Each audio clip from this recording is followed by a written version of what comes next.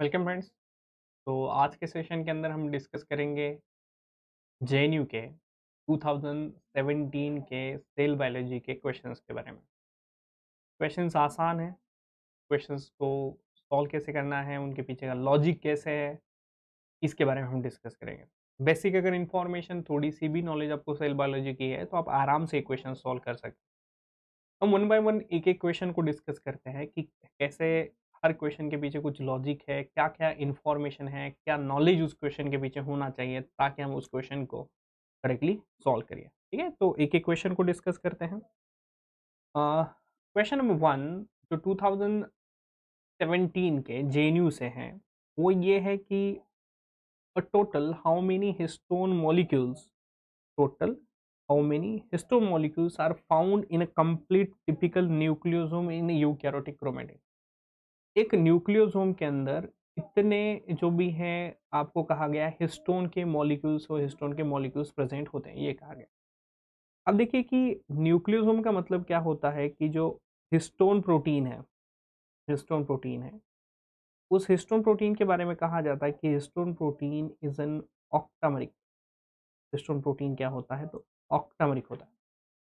ऑक्टामरिक से हमारा मतलब है कि histone protein is made up by 8 सब यूनिट। ये 8 सब यूनिट से बना हुआ है। कौन सी 8 सब यूनिट है, तो उन 8 सब यूनिट के अंदर हम बात करते हैं कि एक सब यूनिट है देयर इज H3 की, दूसरी सब यूनिट है H4 की, तीसरी सब यूनिट होती है H2A, चौथी सब यूनिट के बारे में बात करें H2B। तो आप तो कहोगे सर ये 4 ही सब यूनिट हुई, लेकिन ऐसा नहीं है।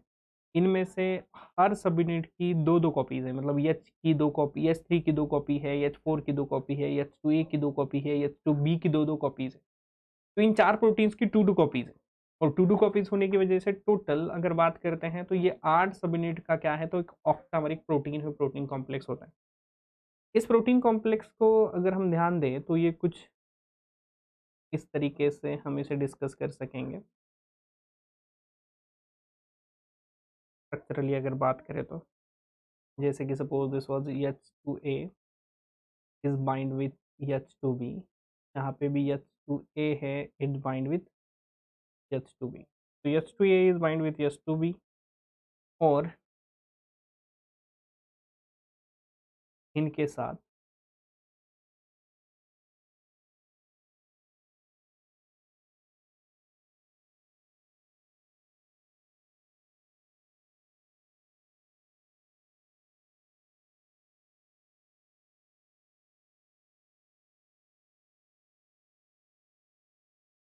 there is an H3 protein, there is an H4, there is an H3, there is an H4। तो ये क्या है, तो दिस इज कॉल्ड ऑक्टामरिक हिस्टोन। ये क्या है, तो ऑक्टामरिक हिस्टोन।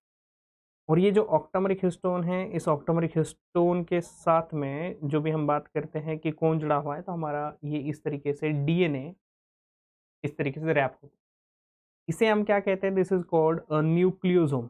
इसे क्या कहते हैं, न्यूक्लियोसोम। तो हमारा क्वेश्चन तो बस सिंपल सा है कि टोटल कितने हिस्टोन के मॉलिक्यूल्स होते हैं एक न्यूक्लियोसोम के अंदर।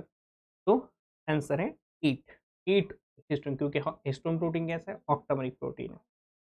देन उसके बाद क्वेश्चन नंबर 2, ये भी आसान ही है। Which of the following stages related to mitosis show decondensed state of a chromatin? Decondensed state कि जैसे कि अगर बात करें कि क्रोमेटीन है, उस क्रोमेटीन का मतलब क्या है, तो क्रोमेटीन का मतलब होता है कि हिस्टोन प्रोटीन और हिस्टोन प्रोटीन के साथ में जो जुड़ा हुआ डीएनए है। हिस्टोन और डीएनए हिस्टोन और हिस्टोन प्रोटीन और डीएनए का जो कॉम्बिनेशन है उसे हम कहते हैं क्रोमेटिन। लेकिन क्रोमेटिन कैसा, डीकंडेंस स्टेट के अंदर।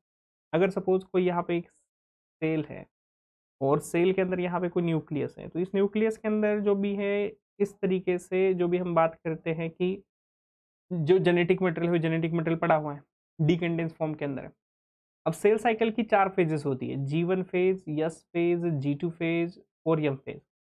ये G1, यस और G2 फेजेस, ये जो 3 फेजेस हैं इनको मिलके क्या कहते हैं, तो इन तीनों फेजेस को मिलके हम इंटरफेज कहते हैं।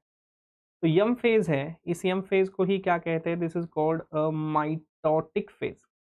यम phase is also called mitotic phase. और ये जो माइटोटिक फेज है, M phase is also called as mitotic phase.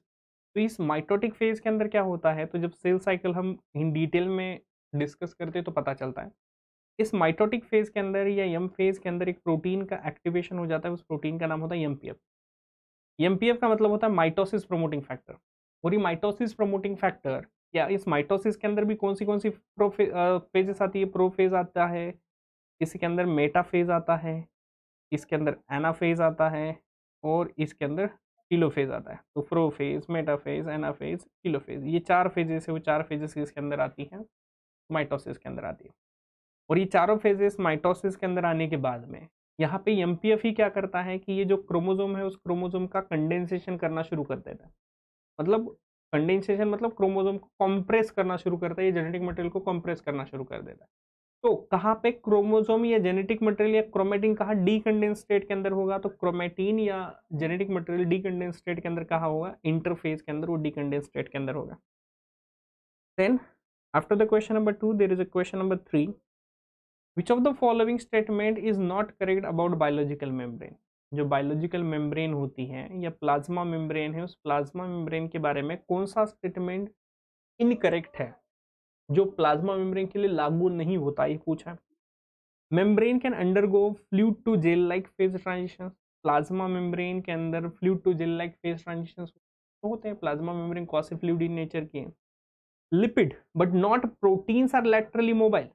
कहा जा रहा है कि लिपिड्स तो मोबाइल होते हैं लेकिन प्रोटीन्स लैटरली मोबाइल नहीं होते, ये स्टेटमेंट गलत है। क्यों गलत है, क्योंकि लिपिड्स जैसे मूवमेंट करते हैं वैसे ही प्रोटीन्स भी लैटरली मूव करते हैं। मतलब अगर कोई प्रोटीन मेम्ब्रेन है, उस मेम्ब्रेन के अंदर यहाँ है, तो ये प्रोटीन मूव करके यहाँ पे जरूर जाता है, लैटरल मूवमेंट जरूर शो करता है। यही स्टेटमेंट इनकरेक्ट है। Third, sphingolipids are primary components of biomembranes. हाँ सही है, स्पिंगोलिपिड बायोलॉजिकल मेम्ब्रेन के अंदर होती है। कोलेस्ट्रॉल फॉर्म माइक्रोडोमेन्स इन मेम्ब्रेन। हाँ, क्योंकि कोलेस्ट्रॉल ही होता है जो कि लिपिड राफ्ट्स की फॉर्मेशन के लिए रिस्पॉन्सिबल होता है।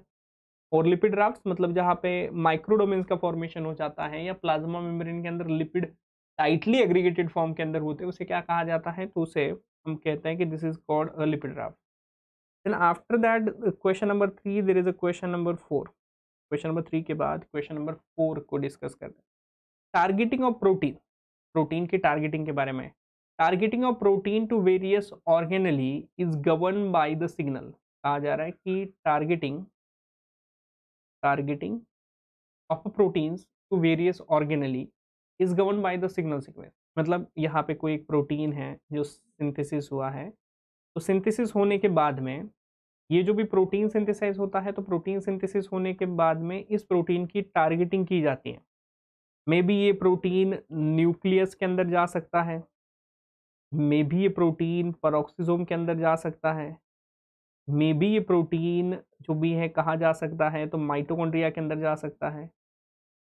मे बी ये प्रोटीन माइटोकॉन्ड्रिया के साथ साथ ये प्रोटीन क्लोरोप्लास्ट के अंदर जा सकता है। तो जैसी सिंथेसिस होने के बाद में प्रोटीन कहाँ जाएगा, ये प्रोटीन कहाँ जाना चाहिए, इसको कौन गवर्न करता है। Targeting of protein to various organelle is govern by the signal sequence. वो सिग्नल सीक्वेंस कौन गवर्न करता है, found on secretory vesicle carrying. Secretory vesicle को होता है क्या सिग्नल, तो नहीं होता है। ये जो भी प्रोटीन है ना, इसी प्रोटीन के ऊपर ये सिग्नल डिपेंडेंट होगा। अगर इस प्रोटीन के ऊपर एनएलएस सिग्नल है, एनएलएस का मतलब है न्यूक्लियर लोकलाइजेशन सिग्नल, तो ये प्रोटीन न्यूक्लियस के अंदर चला जाएगा। इस प्रोटीन के ऊपर एनएलएस नहीं, एसकेएल सिग्नल है, सीरीन लाइसिन ल्यूसिन सिग्नल है, तो ये प्रोटीन पेरोक्सिसोम के अंदर चला जाएगा। अगर उस प्रोटीन के ऊपर जो भी है ट्रांजिट पेप्टाइड है, तो ट्रांजिट पेप्टाइड होगी, तो ये प्रोटीन कहाँ चला जाएगा, तो ट्रांजिट पेप्टाइड होगी, तो this protein is move to chloroplast. अगर एम्फीपैथिक अल्फा हेलिक्स है, पर्टिकुलरली एम्फीपैथिक अल्फा हेलिक्स है, तो एम्फीपैथिक अल्फा हेलिक्स का स्ट्रक्चर है, तो प्रोटीन कहाँ चला जाएगा, माइटोकॉन्ड्रिया के अंदर चला जाएगा। तो सिग्नल कहाँ पे होना चाहिए, सिग्नल यहाँ प्रोटीन के अंदर होना चाहिए, इस प्रोटीन के ऊपर सिग्नल होना जरूरी है। सिक्रेटरी वेसिकल के ऊपर सिग्नल नहीं होगा, सरफेस ऑफ ऑर्गेनली के ऊपर नहीं है, साइटोस्केलेटन का तो कोई मतलब नहीं आता, तो प्रोटीन के ऊपर ही सिग्नल होता है कि प्रोटीन के अंदर क्या एसकेएल सिग्नल है, प्रोटीन के अंदर क्या न्यूक्लियर लोकलाइजेशन सिग्नल है, क्या ट्रांजिट पेप्टाइड है, या एम्फीपैथिक अल्फा हेलिक्स है। उस बेसिस के ऊपर वो प्रोटीन कहाँ चला जाएगा, सेल ऑर्गेनली के ऊपर। वो तो प्रोटीन का इंटीग्रल ही हिस्सा है, उसी के ऊपर जो भी है वो सिग्नल होता है। Then after that there is a question number 5, micelles in aqueous environment are. Micelles के बारे में कहा जा रहा है। माइसेलीज का मतलब ही क्या होता है, तो there is an soap bubble. तो बबल हो उसे हम क्या कहते हैं, तो माइसेलीज कहते हैं। माइसेलीज का मतलब क्या है, तो माइसेलीज का मतलब सिंपल से है कि अगर कोई फैटी एसिड चेन्स हैं और फैटी एसिड चेन्स हैं, तो उन फैटी एसिड चेन्स को अगर हम सस्पेंड करते हैं, फैटी एसिड चेन को हम क्या करते हैं, सस्पेंड करते हैं। और सस्पेंड कहाँ करते हैं, तो सस्पेंड इन एक्वियस एनवायरनमेंट। एक्वियस एनवायरनमेंट के अंदर क्या करते हैं, तो सस्पेंड करते हैं। तो एक्वियस एनवायरनमेंट के अंदर अगर हम फैटी एसिड को सस्पेंड करते हैं तो उसे माइसिलीज के स्ट्रक्चर से रिप्रेजेंट किया जाएगा। मतलब बहुत ही सिंप्लीफाइड तरीके से है कि तो फैटी एसिड को हम क्या करें, एक्वियस एनवायरनमेंट के अंदर सस्पेंड करें, तो क्या होगा देखिए कि सपोज यहाँ पे मैं बात करूँ तो समझाने के लिए आपको कि एक बीकर ले लिया हमने और बीकर है, उस बीकर के अंदर ऐसा मानिए कि इस बीकर के अंदर हमने क्या किया है, तो बीकर के अंदर हमने यहाँ पे ये वाटर है, उस वाटर को फिल कर दिया। बीकर है और बीकर के अंदर किसे फिल कर दिया, वाटर को। और वाटर के बीकर को अगर हम वाटर के अंदर फिल करते हैं तो फिर उसके बाद में यहाँ पे क्या ऑब्जर्व होगा, तो यहाँ पे सपोज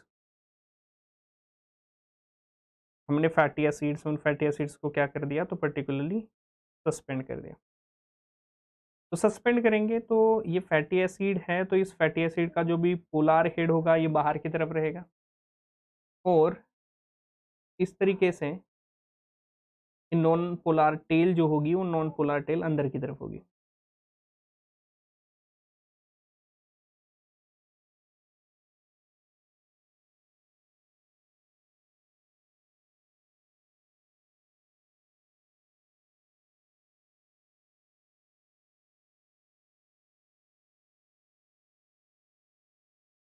तो ये माइसिलीज का स्ट्रक्चर बन गया, तो एक यूनिलैमिनार स्ट्रक्चर बनता है। तो इसी तरीके से तो monolayers of long chain fatty acid, monolayer बन गई लॉन्ग चेन फैटी एसिड की विथ इनर हाइड्रोफोबिक कोर।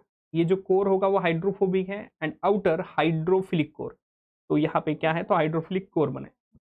तो इस तरीके से माइसिलीज का स्ट्रक्चर बन जाता है। तो माइसिलीज का मतलब ज़्यादा नहीं होता। फैटी एसिड को अगर हम वाटर के अंदर सस्पेंड करते हैं तो जो रिजल्टेंट स्ट्रक्चर बनता है उसे क्या कहा जाता है, माइसिलीज कहा जाता है। ठीक है, तो ये क्वेश्चन 2017 के थे जिनको हमने डिस्कस किया। होपफुली आप लोगों के लिए हेल्पफुल होंगे, आप लोगों के लिए यूजफुल होंगे। अगर आपको डिस्कशन पसंद आया है तो लेक्चर को लाइक करिए, कमेंट करिए और अगर सब्सक्राइब आपने नहीं किया है तो हमारे चैनल को ज़रूर सब्सक्राइब करिए ताकि हम आपके लिए ऐसे ही बेहतरीन वीडियोज़ और भी लाते रहें। ठीक है, तो थैंक यू गाइज़।